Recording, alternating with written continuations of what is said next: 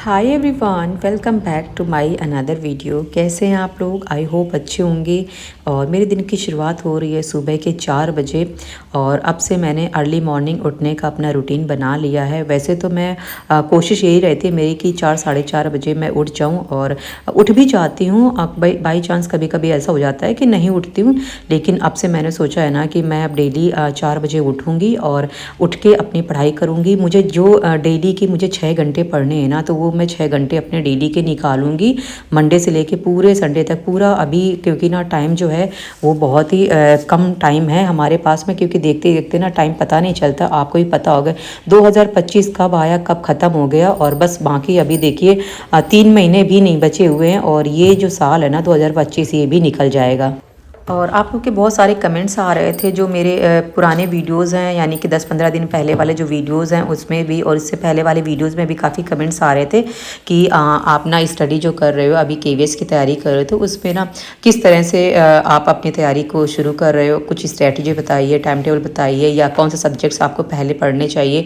वो सारी चीज़ें ना आपने मुझसे क्वेरी की थी और मैं ना ये वीडियोज़ नहीं बना पा रही थी बिकॉज मैंने आपको कम्युनिटी में पोस्ट किया था मेरी मम्मी की अभी ना तबीयत नहीं सही है, क्योंकि ना उनका ऑपरेशन हुआ है। सो इसी वजह से ना वीडियोस में मेरा बिल्कुल बनाने का मन नहीं कर रहा था और बहुत ज़्यादा डिले भी हो रहे थे वीडियोस, और कुछ वीडियोस अभी पेंडिंग भी पड़े हैं जो मैंने पहले भी बनाए हुए थे, तो उनको भी अभी रेडी करना है।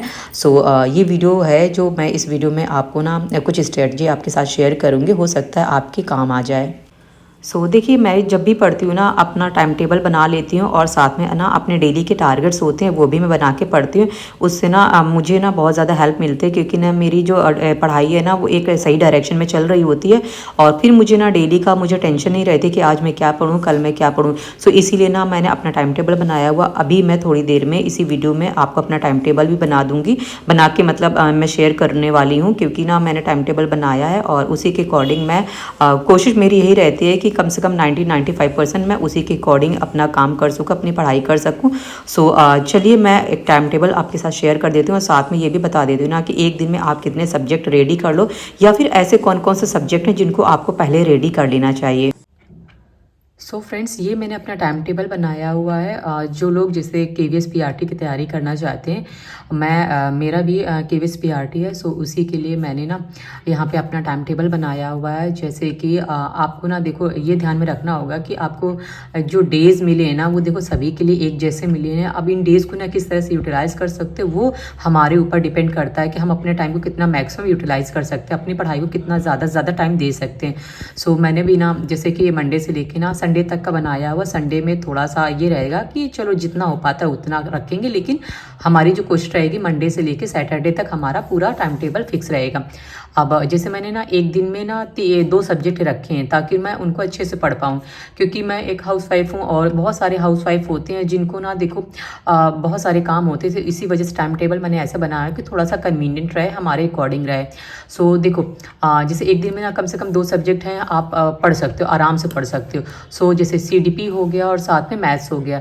ये मैंने मंडे ट्यूसडे वेडनेसडे यानी 3 दिन जो है वो मैंने ये जो 2 सब्जेक्ट हैं वो मैंने पढ़ने का बनाया वो टाइम टेबल।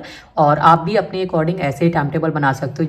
जैसे मेरा टारगेट है कि मैं एवरेज जो मेरी पढ़ाई है डेली की वो मेरी 6 घंटे मुझे हर हाल में निकालने। इससे आगे ऊपर हो जाए तो हो जाए, इससे कम नहीं निकालना है। जैसे 3 घंटे का भी अगर हमने स्लॉट बनाए, या जैसे 3 घंटे का नहीं हो पाता है हमारा, हम जितने घंटे का भी पढ़ाएंगे, जैसे मान लो 2 घंटे इसमें हमने नया कुछ पढ़ा ना, तो 2 घंटे और इसमें भी नया पढ़ा, तो 1 घंटा इसका रिवीजन, 1 घंटा इनका रिवीजन। तो जैसे 2 घंटे 4 घंटे ये होगा और 1 घंटे इसका रिवीजन, 1 घंटे इसका रिवीजन, ऐसे 2 घंटे ये, तो 4 घंटे नया पढ़ने के लिए और 1 घंटा यानी 2 घंटे उनका रिवीजन करने के लिए। मंडे से लेके ये मैंने वेडनेसडे यानी ये 3 दिन के लिए ये रखा है, क्योंकि हमें सब्जेक्ट ही कवर करने सारे। एक ही सब्जेक्ट या 2 सब्जेक्ट तो नहीं पढ़ते रहेंगे पूरे हफ्ते, ठीक है। और 2 से ज़्यादा सब्जेक्ट आपकी अपनी मर्जी पढ़ भी सकते हो, लेकिन मैं नहीं पढ़ूंगी क्योंकि 2 सब्जेक्ट को ही मुझे अच्छे से पढ़ना है पूरे दिन में। और फिर इसके बाद ना जैसे मंडे से ये थर्सडे और ये फ्राइडे, ये 2 दिन के लिए मैंने ये लैंग्वेज वाला पार्ट रखा हुआ है, जैसे कि हिंदी और इंग्लिश हो गया। आराम से आप ना जैसे 2-3 घंटे ये पढ़ लो, 2-3 घंटे ये पढ़ लो, इनफ है। ऐसे 2 दिन पढ़ोगे ना तो ये भी जो सिलेबस है हमारा वो भी कंप्लीट हो जाएगा, और नोटिफिकेशन आने से पहले पहले देख लेना कंप्लीट हो जाएगा। और जैसे बाकी रहा सैटरडे और संडे, इस दिन मैंने क्या रखा है, ईवीएस के लिए रखा है 2 दिन, और रीजनिंग के लिए रखा है कि जैसे कि रीजनिंग हो गया, ये भी हमारी चलती रहेगी, क्योंकि ना कहने के लिए तो 5 नंबर का आता है। अब देखो पैटर्न अगर चेंज हो जाता है उसके अकॉर्डिंग क्या होता है। सो ये जो है वो मैंने 2 दिन के लिए रखा है, और इसको मैंने 3 दिन के लिए रखा, क्योंकि मैथ्स की ना प्रैक्टिस थोड़ी ज़्यादा मांगती है। 20 नंबर का आएगा मैथ्स, और अभी तो देखो हो सकता है अगर पैटर्न चेंज हो या जैसा भी हो, बहुत सारी बातें, लेकिन नोटिफिकेशन तक तो ये मानिए कि जो भी चीज़ें हमारी पहले तो इनको तैयार करके चलना है। यानी हमारा जो सीडीपी वाला पार्ट हो गया, मैथ्स हो गया और लैंग्वेज हो गया, ये जो पार्ट है ना इनको हमको सबसे पहले तैयार कर लेना, और साथ में अपना ईवीएस, यही जो सब्जेक्ट होते हैं। बाकी जैसे 10 नंबर का जो जीएस है, जीएस में आप क्या कर सकते हो, ये सब्जेक्ट पहले रेडी हो जाए, देन इसके बाद में जब आपका नोटिफिकेशन आया उसमें भी आप पढ़ना शुरू कर दो। लेकिन क्योंकि देखो आपको पता है 60 नंबर के ये आना, 20 नंबर की मैथ्स आनी है, और जैसे 60 नंबर के सीडीपी, 20 नंबर की मैथ्स, और हिंदी हो गया और इंग्लिश हो गया, ये भी 30-30 नंबर की आनी है। ठीक है, तो ऐसे करके, और ईवीएस 20 नंबर का आना है, रीजनिंग 5 नंबर की आनी है। तो ऐसे करके ना ये जो सब्जेक्ट है हमारे, उन पे पहले फोकस करना है, जो सब्जेक्ट बहुत ज़्यादा मार्क्स के हैं। मीन्स की जैसे सीडीपी हो गया, हिंदी इंग्लिश, ये जैसे 60 नंबर की हो गया, 60 नंबर की हो गया, 120 नंबर तो यही हो गए, और साथ में मैथ्स हो गया। ठीक है, अब 20 नंबर का तो अब आप जानो 140 ये हो गया, ईवीएस हो गया। अब इसके बाद में तो 160 ऐसे हो गए, और बाकी जो है ये 20 नंबर के, जैसे ये 5 नंबर का रीजनिंग हो गया, 5 नंबर का कंप्यूटर हो गया, 10 नंबर की जीएस हो गया। तो ऐसे करके अभी जो लास्ट हमारा एग्जाम हुआ था उसमें 180 मार्क्स का था। सो अभी देखते हैं पैटर्न क्या होने वाला है, लेकिन जो भी पैटर्न रहेगा वो तो बात की बात है, लेकिन सबसे पहले फोकस जो है वो इस पे करना है कि ये जो सब्जेक्ट है ना हमको उनको रेडी करके चलना है। जैसे ये वीडियो है, जैसे टारगेट्स मैंने सेट किए हुए हैं।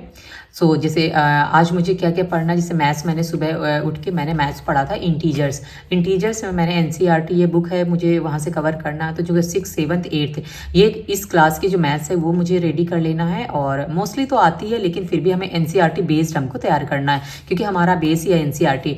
और साथ में मुझे सीडीपी में जो मैंने फर्स्ट यूनिट पढ़ी हुई है उसका रिविज़न करना है, और साथ में जो टीचिंग लर्निंग है वो नया जो टॉपिक है उसका भी मुझे पढ़ना है।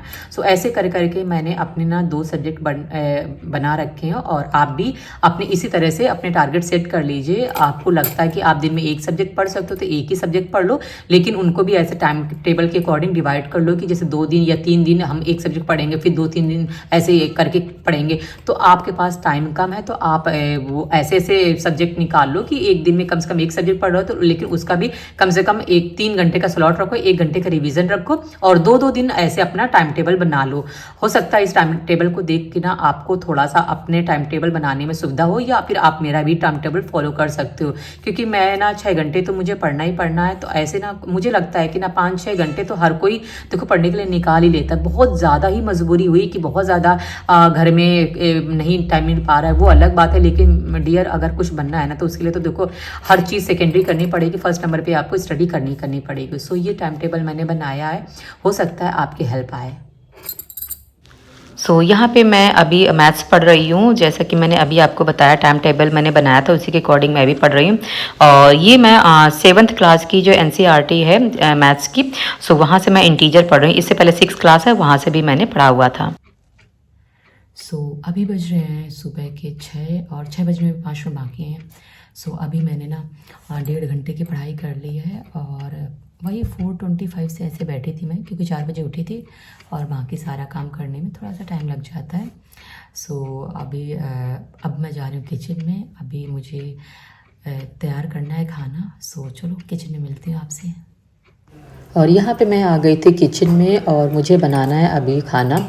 और खाने में आज मैं बनाने जा रही हूँ सांभर और साथ में डोसा। सो उसी की मैं तैयारी कर रही हूँ, क्योंकि ना मैंने 6 बजे से पहले 5 मिनट बाकी था तभी मैंने अपनी स्टडी बंद कर दिया था। देन इसके बाद मैं आ गई थी किचन में। और देखो सांभर बनाने के लिए ना तो बहुत सारी सब्जियों की ज़रूरत होती है। सो सब्जियां जो है वो रात में ही मैंने वॉश करके यहीं पे पास में रख दिया था, क्योंकि ना क्या होता है कि हमारा ना सुबह का एक एक मिनट ना बहुत ज़्यादा कीमती होता है और बहुत जल्दी जल्दी मचती है, क्योंकि ना मेरे पास में ओनली 1.5 घंटा होता है और 1.5 घंटे में ना मुझे किचन का जितना भी काम है ना वो सब समेटना होता है, क्योंकि ना 7:30 बजे जो है वो मेरी बेटी की वैन आ जाती है और वो उसको उससे पहले पहले रेडी करके ना उसकी चोटियाँ भी करनी होती हैं। सो इसीलिए सारा बहुत टाइम लगता है और 1.5 घंटा ना कहने के लिए होता है, पता भी नहीं चलता है। सो यहाँ पे मैंने सारी सब्जियाँ काट ली थी और मुझे 20-25 मिनट लग गया था सब्जियाँ काटते काटते। दिन इसके बाद में मैंने बॉयल करने के लिए रख दिया था और फिर इसके बाद में जैसा सांभर बनाते हैं रेसिपी होती है वो मैश करके फिर इसके बाद में तड़का लगा के वही सब मैं यहाँ पे सांभर भी रेडी कर लिया था। और अब जो है वो बना रही हूँ मैं डोसा। और डोसा को मैंने इंस्टेंट ही रेडी किया है, क्योंकि ना चावल और सूजी को मैंने ना ग्राइंड कर लिया था। दिन इसके बाद में उसमें कर्ड मिला के तभी ग्राइंड किया था और साथ में ये बहुत जल्दी बन के रेडी भी हो जाता है। और इनो डाल के बस उसको मैंने यहाँ पे तुरंत के तुरंत बना लिया था और काफ़ी अच्छा बना था, टेस्टी भी बनता है, क्रिस्पी भी बनता है साथ में, क्योंकि चावल होती है ना तो चावल के साथ में ना ये क्रिस्पी बनता है। सो चलो फ्रेंड, इस वीडियो को मैं यहीं पे एंड करती हूँ और मैंने आपको अपना मॉर्निंग रूटीन शेयर कर दिया, साथ में अपनी स्टडी का टाइम टेबल भी बता दिया, स्ट्रैटेजी शेयर कर दी है। हो सकता है आप लोग के काम आ जाए।